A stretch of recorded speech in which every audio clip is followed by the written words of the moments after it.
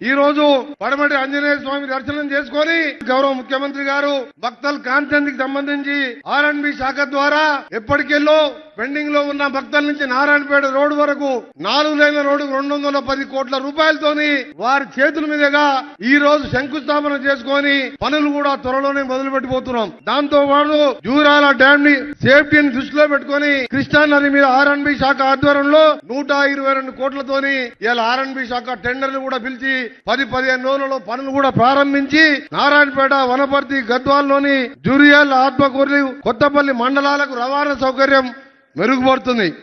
హైదరాబాద్ నుండి మంత్రాలయం, ఆత్మకూరు ఈ రోడ్లే కాదు, మన ప్రియతమ ముఖ్యమంత్రి గారి నాయకత్వంలో మనం అందరూ కూడా ఊహించలేదు. మీరందరూ కూడా దాదాపు 8,000 కోట్లతోని మన్ననూరు నుంచి శ్రీశైలం వరకు ఎలివేటెడ్ కారిడార్ అంటే ఒకటే 52 కిలోమీటర్ బ్రిడ్జితోని ఇవాళ నేషనల్ హైవే మినిస్టర్ గడ్కరీ గారి దగ్గర, ప్రధానమంత్రి గారి దగ్గర నాతో పాటు వారు ఎమ్మడి ఉండి ఇది కావాలని చెప్పి ఖచ్చితంగా ఎప్పటికప్పుడు మాతో పట్టడమే కాదు, ఇవాళ చూసిన 10 ఏళ్ళు ఎక్కడ రోడ్లు ఎక్కడ వేలే.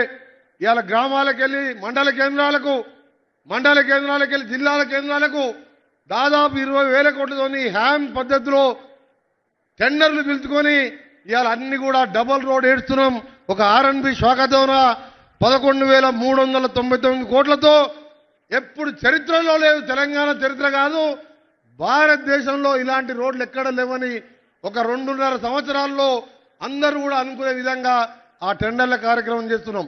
అందుకనే సోదరులారా, మీ అందరికీ కూడా ఒక విజ్ఞప్తి చేస్తున్నాం. దాదాపు 78,000 కోట్లు ముఖ్యమంత్రి గారు ఢిల్లీలో ప్రధానమంత్రి, కేంద్ర మంత్రుల్ని కలుసుకొని ఇలా హైదరాబాద్, బెంగళూరు కానీ, హైదరాబాద్, విజయవాడ కానీ గ్రీన్ ఫీల్డ్ ఎక్స్ప్రెస్ వేలు, బుల్లెట్ ట్రైన్లు, హైదరాబాద్ లో ఫ్యూచర్ సిటీతో పాటు ఎన్నో కార్యక్రమాలు మీరందరికీ చూస్తున్నారు.